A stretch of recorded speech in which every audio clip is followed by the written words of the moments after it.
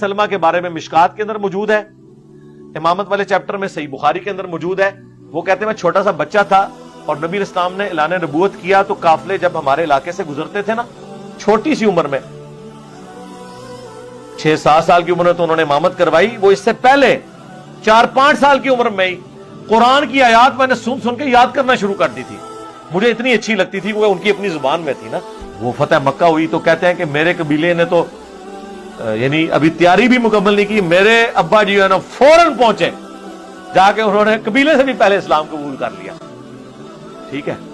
और कहते हैं वो जब वापस आए तो उन्होंने आके सारे कबीले वालों का मैंने इस्लाम कबूल कर लिया है, तुम भी कर लो, अल्लाह ने फतह दे दी है, इस शख्स के पीछे अल्लाह है, और मुझे नबी इस्लाम ने वसीयत की है कि 5 टाइम नमाज पढ़नी है, और जब नमाज का टाइम हो तो अजान देनी है, तुम में से एक जमात कराए जो तुम में सबसे ज्यादा कुरान जानता है, लिहाजा अब हम यहाँ पे 5 वक्त नमाज का शेड्यूल शुरू करेंगे। तो अब जब कुरान की बारी आई तो कहते हैं उस दिन कहते हैं मैंने अपने अब्बा जी को डिस्क्लोज कर दिया कि अब्बा जी मुझे तो इतना कुरान आता है, मैंने तो ये सूरतें याद की हुई हैं।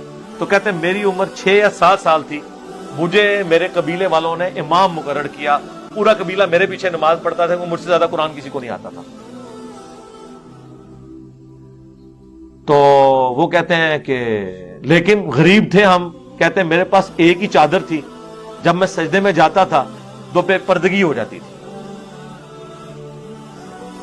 फिर सारे कबीले वालों ने पैसे जमा करके मेरे लिए एक चादर खरीदी, क्योंकि वहां से औरतों का एक काफिला गुजर रहा था। उसने कहा कि अपने इस इमाम की जो है वो शर्मगाह की तो हिफाजत करो, इसको कोई चादर तो पूरी लेके दो। तो सारे लोगों ने थोड़े थोड़े पैसे जोड़ के एक चादर लेके दी, और मुझे उस चादर की इतनी खुशी कि उसके बाद मुझे किसी चीज में इतनी खुशी नहीं महसूस हुई। उस वक्त तो लोगों ने सोचा ही नहीं था कि अनकरीब रोमन्स और पर्शियन के खजाने इन अरब के बद्दुओं के पास आएंगे।